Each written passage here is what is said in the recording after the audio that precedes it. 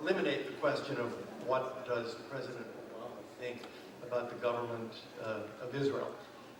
That's a separate question.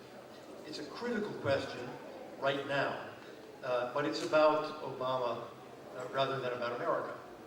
And I think it's obvious, despite what, frankly, administration propaganda suggests, that he does not have the view of Israel that President Clinton and President George W. Bush had, and that have traditionally been the view of the People's Democratic Party. There's no great love for Israel in his heart. That's a different question. The deeper question, I would say, is the relationship between the two societies, the two countries. There, I think, there has been remarkably little change. I mean, we all read the same polls.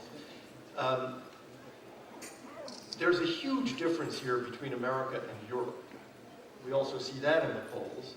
When we talk about the delegitimization campaigns, they're making very little or no headway in the U.S.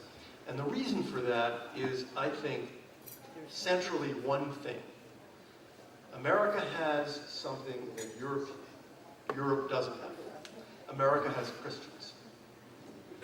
Europe has former Christians.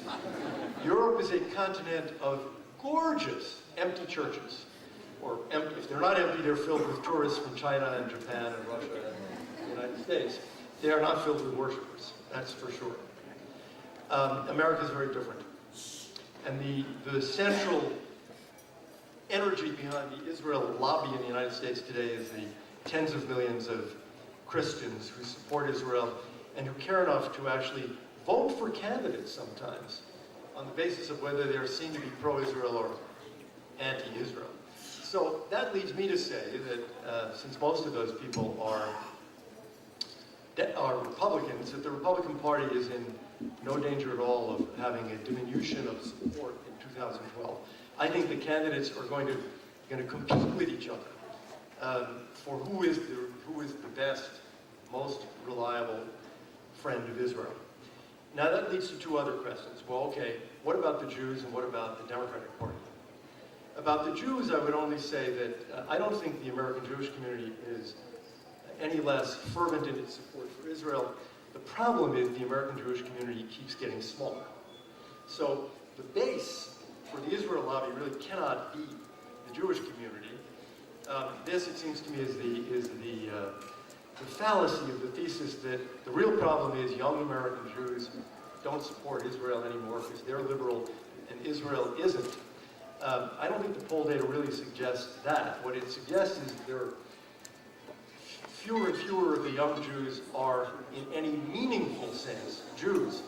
You know, if you show me somebody who was raised a Jew, and maybe let's take the case of a guy, he was bar mitzvahed, and he hasn't been in a synagogue since, and he considers himself to be without religion, and he is married to a non-Jew and is raising their children without any religion or as Christians, I don't, you know, what does it mean to say this guy's not supportive of Israel anymore? This is a person who is no longer, by his own life, part of the Jewish community. For those who are part of the Jewish community, I think the support for Israel remains quite strong. I would pose a question to those connected to the Democratic Party. What about the Democrats? And the reason I say that is, again, we all see the same poll data. And the poll data suggests that there is a significant diminution in enthusiasm for Israel. And it's got nothing to do with President Obama. It's poll data over a 5 or 10 year period. That on almost any issue, there's more Republican support today than Democratic support. Why is that?